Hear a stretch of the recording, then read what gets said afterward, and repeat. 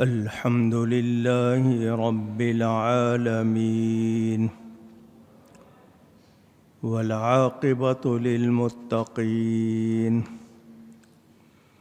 والصلاة والسلام على رسوله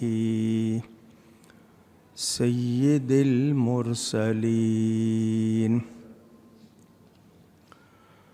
رحمة للعالمين شفيع المذنبين سيد الأولين والآخرين سيدنا ومولانا محمد رسول رب العالمين وعلى آله وصحبه أجمعين. أما بعد فأعوذ بالله من الشيطان الرجيم. بسم الله الرحمن الرحيم.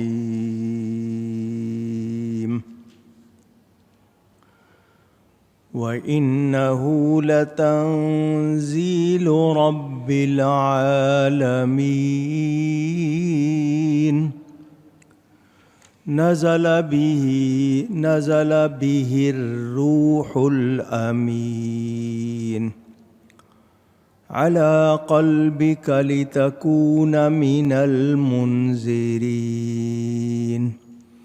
بلسان عربي مبين. صدق الله العلی العظیم. محبت کے ساتھ ایک مرتبہ دروشی پڑھ لیجئے. اللہم صلی علی سیدنا و مولانا محمد معدن الجود والکرم وآلہ وصحبہ وبارک وسلم.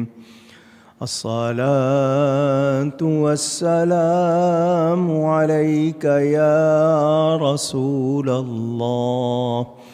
الصلاة والسلام علیک یا حبیب اللہ. الصلاة والسلام علیک یا رحمة للعالمین وعلى آلک واصحابک یا شفیع المذنبین.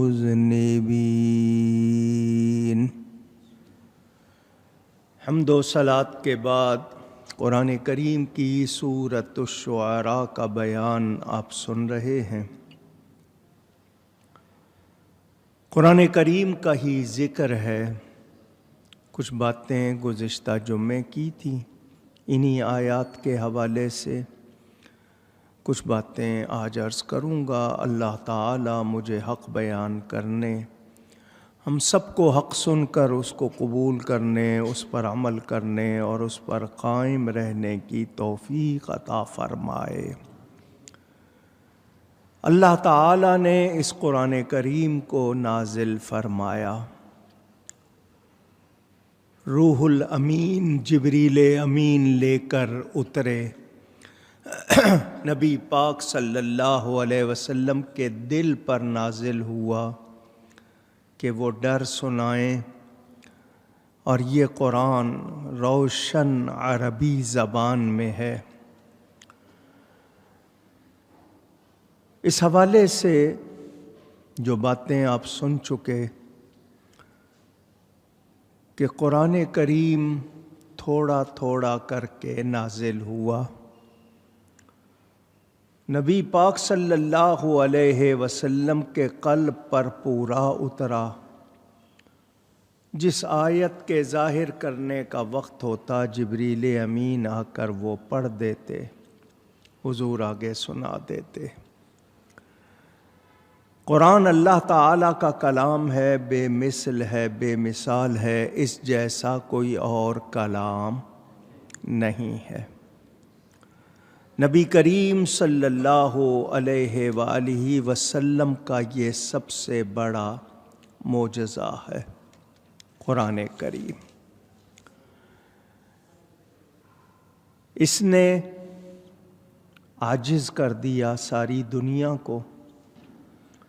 چیلنج کیا گیا تھا، تم بھی عربی جانتے ہو، اگر تم اس کو انسان کا کلام سمجھتے ہو تو تمہیں بھی عربی آتی ہے، اس جیسا بنا لاؤ۔ لیکن کوئی بنا سکا نہیں اور بنا سکتا بھی نہیں۔ قرآن کریم کے الفاظ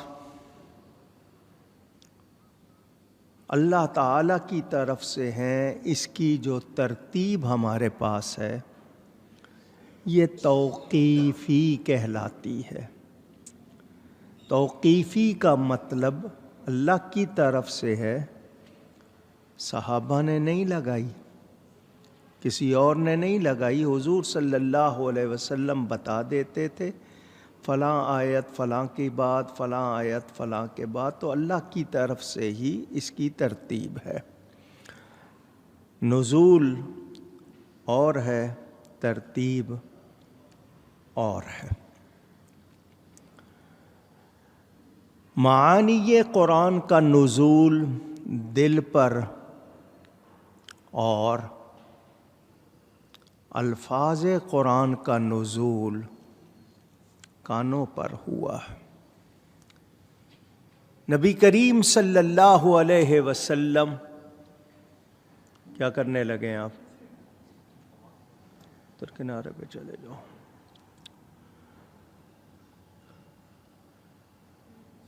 نبی کریم صلی اللہ علیہ وآلہ وسلم ہی نے اپنی زبان اقدس سے قرآن سنایا۔ زیر زبر بھی نبی پاک صلی اللہ علیہ وسلم سے سنے گئے۔ پہلے قرآن پر زیر زبر نہیں تھے، بعد میں لگائے گئے۔ کچھ لوگ اپنی مرضی سے پڑھنے لگ گئے تھے، تو ایک قراءت پر جمع کرنا، یہ حضرت سیدنا عثمان غنی نے قرآن کا نسخہ دیا، ایک قراءت پر امت کو جمع کیا، اور حجاج بن یوسف کے زمانے میں یہ زیر زبر لگائے گئے۔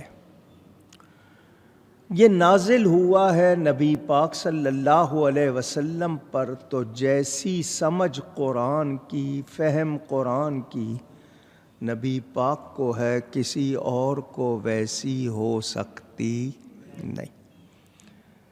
اللہ کی عطا سے جس کا سینہ جتنا روشن ہو جائے، نبی پاک کا فیضان ہو، لیکن جیسی ان کی فہم تھی اس طرح کی ہماری یا کسی کی ہو سکتی نہیں۔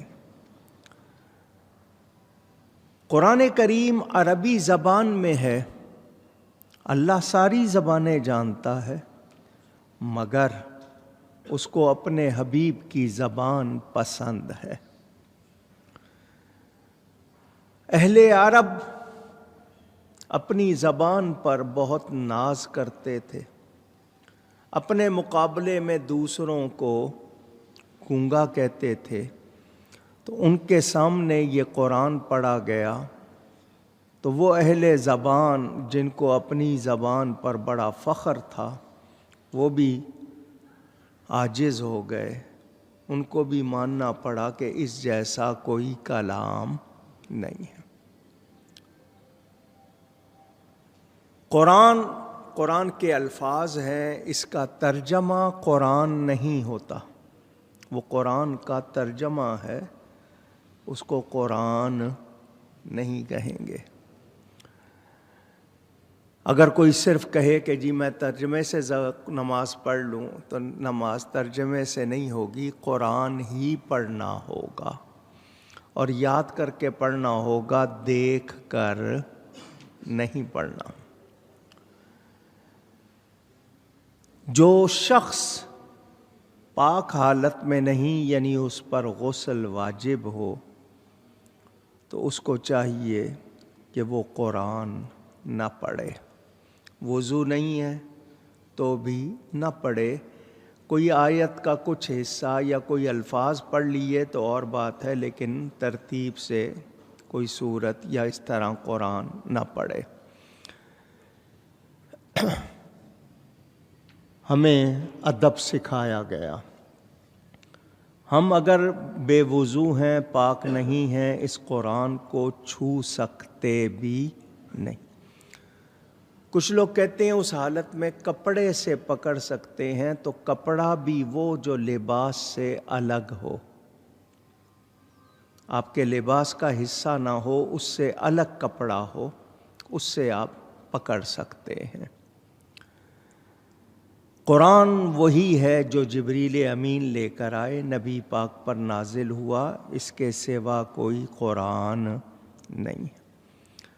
جن لوگوں نے امت کو خراب کرنے کے لیے باتیں کیں کہ قرآن کے پارے زیادہ تھے، وہ حضرت عائشہ صدیقہ رضی اللہ تعالی عنہا کی بکری کھا گئی، ان پاروں میں حضرت علی کی شان بیان ہوئی تھی۔ یہ ایسی باتیں جو کرتے ہیں وہ بیس لیس، بے بنیاد باتیں ہیں، یہ ان کی باتوں کی کوئی حقیقت نہیں ہے۔ پہلی بات۔ دوسری بات یہ، آپ کو میں بتا چکا کہ یہ قرآن وہ ہے جس کی حفاظت کا ذمہ رب نے لیا ہے۔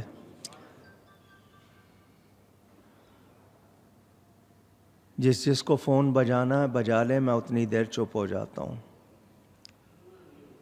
کیونکہ آپ نے مسجد میں آنے سے پہلے فون بند کرنا تو آپ کی توہین ہے، آپ یہ نہیں کر سکتے، عجیب بات ہے۔ دروشی پڑھ لیں ایک مرتبہ، اللہم صلی علی سیدنا و مولانا محمد وبارک وسلم۔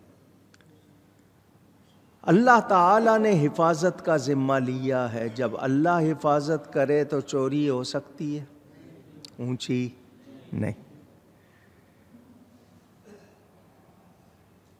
چوری تب ہو کہ چور فائدہ اٹھا لے غفلت کا، چور زیادہ طاقتور ہو، اللہ کو نہ نیند آتی ہے نہ اونگ آتی ہے، اور اللہ کے برابر تو کیا اس جیسا بھی کوئی طاقت والا نہیں ہے۔ تو جب اس نے حفاظت کا ذمہ لیا ہے تو اس میں کوئی گڑبڑ نہیں ہو سکتی۔ کچھ لوگوں نے لکھا کہ اصل قرآن حضرت امام مہدی لے کر ایک غار میں چھپے ہوئے ہیں، یہ امت قرآن سے خالی ہے، اصل قرآن وہ لے کے آئیں گے۔ تو یہ ساری باتیں جو ایسا کہتے ہیں ان کی کوئی حقیقت نہیں ہے۔ یہ قرآن اللہ کا کلام ہے، اللہ کی حفاظت کے ساتھ ہمارے پاس موجود ہے۔ اس کے لکھنے کا بھی ایک رسم الخط ہے، وے آف رائٹنگ، کہ کیسے لکھنا ہے۔ ہمارے ہاں یہ جس طرح لکھا جاتا ہے، عرب میں اس کا خط مختلف ہے، لیکن عربی کے سوا کسی اور خط میں لکھنا کہ کوئی پڑھنے والا صحیح پڑھ نہ سکے، فرق نہ کر سکے، مثلا رومن میں لکھ دیتے ہیں، ٹرانسلیٹریشن بھی کہتے ہیں اس کو، کہ عربی کے الفاظ انگریزی کے انداز میں، اب اس میں عین کا الف کا فرق نہیں ہو سکے گا، سے سین صاد کا فرق نہیں ہو سکے گا، زال زوئے دعات کا فرق نہیں ہو سکے گا۔ تو اگر ایسا لکھا جائے کہ اس میں صحیح تلفظ پرونانسیشن ادا نہ ہو تو اس زبان میں لکھنا درست نہیں ہوگا، اور اگر یقینی طور پر صحیح تلفظ ادا ہو جائے تو پھر گنجائش ہوگی، لیکن اس میں خطرہ ہے، رسک ہے، تو دوسری زبان میں نہ لکھا جائے۔ لیکن جو ایسے ہیں پڑھ نہیں سکتے تو ان کو کچھ ابتدائی طور پر تو کر لیا جائے، لیکن اس دوران ان کو کہیں کہ عربی سیکھ لیں، عربی میں پڑھنا، تاکہ اس کا صحیح تلفظ ادا ہو۔ جو شخص تجوید کے ساتھ صحیح پڑھتا ہے، اللہ کے کلام کو عزت دے کر، اہمیت دے کر پڑھتا ہے، اس کو بہت فائدہ ہوتا ہے۔ غلط پڑھیں گے تو پھر نقصان ہوگا۔ کہیں مثلاً آپ رکوع میں تسبیح پڑھتے ہیں سبحان ربی العظیم، رکوع میں، اب ذا جس کو اردو میں زوئے کہتے ہیں، یہ نرم ہوتی ہے۔ اگر آپ اس کو سخت کر دیں گے، زے کی طرح پڑھیں گے، معنی بدل جائے گا۔ عظیم کہیں گے، معنی بدل جائے گا، وہ جائز نہیں۔ تو اگر کسی سے زوئے نرم نہیں نکلتی تو اس کو سبحان ربی العظیم نہیں پڑھنا چاہیے، اس کو سبحان ربی الکریم پڑھنا چاہیے۔ احتیاط کہ یہ رب کا کلام ہے۔ تو لوگ کہیں اتنا خطرہ ہے تو پھر کیوں پڑھیں؟ تو خطرے کی بات نہیں، آپ کو جب سیکھنا ہوتا ہے آپ دوسری تھیوریاں، ان کے نام، فارمولے، وہ سب سیکھتے ہیں، اس وقت آپ اعتراض نہیں کرتے۔ لیکن جب قرآن کی بات آ جائے تو آپ کہتے ہیں جی اتنا مشکل نہیں ہے، یہ تو بہت آسان ہے، اور اتنا آسان ہے کہ چھوٹی عمر کے بچے یاد کر لیتے ہیں صحیح زیر زبر کے ساتھ۔ تو اہمیت دیں اس کو۔ ہمارے ہاں انگلش کی ٹیوشن ہوگی، میتھمیٹکس کی ٹیوشن ہوگی، وہ باقاعدہ ٹیوٹر رکھیں گے، استاد رکھیں گے، بھاری فیسیں دیں گے۔ قرآن کے لیے ہم اہمیت نہیں دیتے۔ اب ہمارے ہاں قرآن پڑھانے کے لیے 3 استاد ہیں، بچے نہیں آتے، گھر والے جو ہیں ان کو اہمیت نہیں دیتے، جی آج بچے کی طبیعت ٹھیک نہیں ہے، جی آج کہیں گیا ہوا ہے، جی اسکول کا ناغہ نہیں کریں گے، لیکن قرآن شریف کے لیے وہ ہمارے اندر اہمیت نہیں جو ہونی چاہیے۔ تو یہ قرآن اللہ تعالیٰ کا کلام ہے، اور اس میں کیا کچھ ہے، جتنا پڑھتے جائیں گے اتنا ہی آپ پر اس کے اسرار، اس کے راز اور کائنات کی حقیقت کھلتی جائے گی۔ لیکن کوئی پڑھے ہی نہیں تو بتائیے پھر کیا کیا جائے؟ اہمیت دیں گے تو پتہ چلے گا نا کہ کیا ہے اس میں اور کیا نہیں ہے۔ ہم لوگوں نے کاش کہ قرآن کو اہمیت دی ہوتی تو ہمیں پتہ ہوتا کہ اس قرآن میں کیا کچھ ہے۔ قرآن کے حوالے سے آپ کو یہ بھی بتانا ہے کہ یہ قرآن وہ کلام ہے جو اللہ کی صفت ہے۔ پہلے بھی کہہ چکا ہوں، پھر کہہ رہا ہوں، یہ غیر مخلوق ہے۔ یہ بات یاد رکھیں کہ یہ غیر مخلوق ہے، یہ مخلوق نہیں ہے، اس بات کو بھی آپ نے یاد رکھنا ہے۔